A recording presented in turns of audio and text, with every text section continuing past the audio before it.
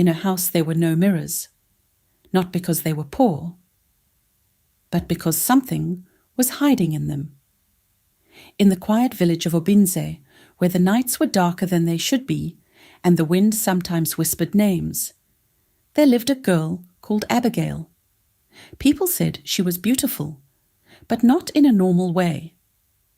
There was something about her face, something that made elders avoid her eyes, something that made her mother afraid.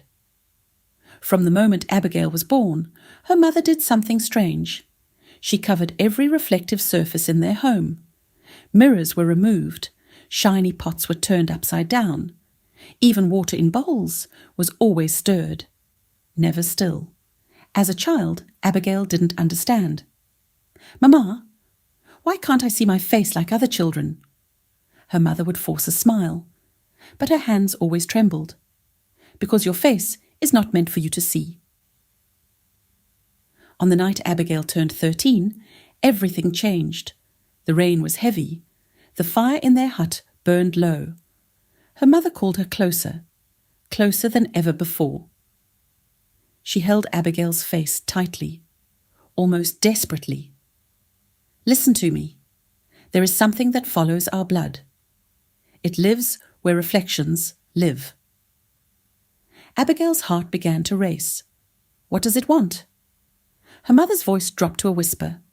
It wants to be seen. So it can take your place.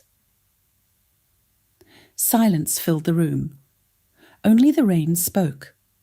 "Promise me," her mother said, gripping her harder. "No matter what happens, no matter who tells you, never look at your reflection." Abigail nodded, but deep inside her, fear was not what she felt. It was curiosity. As the years passed, the rule became a prison. At school, other girls admired themselves in mirrors. They adjusted their hair.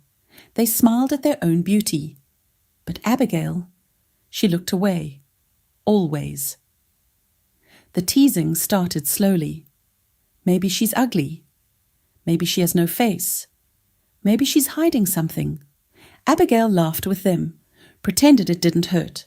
But every night, she touched her face in the dark, trying to imagine what she looked like. What kind of face is so dangerous? You cannot even see it. Then one night, something changed. Abigail woke up suddenly. No sound, no dream, just a feeling, like someone was watching her. She sat up slowly. The room was cold, too cold. And then she heard it, a whisper, soft, gentle, right behind her. "Abigail." Her body froze. That voice. It sounded exactly like hers. She turned quickly. Nothing. But then, her eyes landed on something that made her heart stop. In the corner of the room, covered halfway by cloth, was an old mirror. Her mother must have forgotten it. Or maybe it was never forgotten. The cloth moved slightly, as if something behind it had just breathed. Abigail's chest tightened. Her mother's warning echoed in her mind. It wants to be seen. She should have run. She should have screamed. But instead, she stood up. Her thoughts fought inside her. It's just a mirror. Nothing is there. Mama lied. Everyone sees their reflection. But then another voice whispered, "Then why are you afraid?" Her feet moved on their own, slowly, carefully, step by step. She walked toward the mirror. Her hands trembled as she reached for the cloth.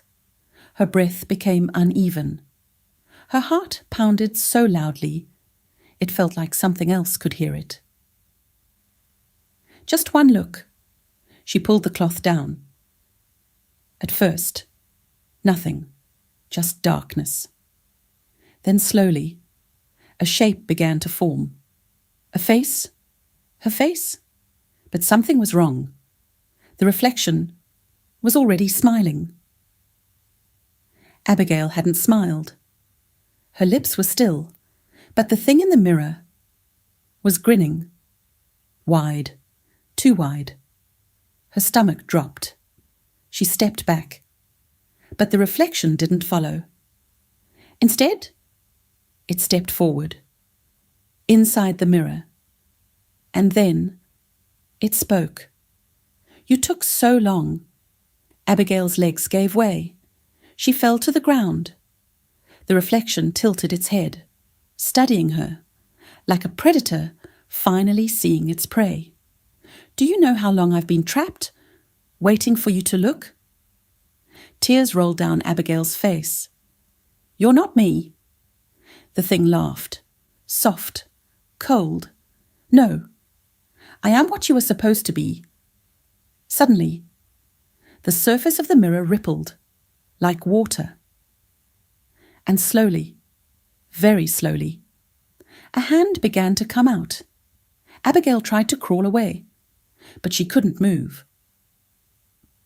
It grabbed her wrist, cold, heavy, impossible. Now that you've seen me, you cannot unsee me. The room went silent. The wind stopped. Even the rain disappeared. And in that moment, Abigail realized the truth her mother tried to hide. The mirror was never meant to show her reflection. It was a doorway.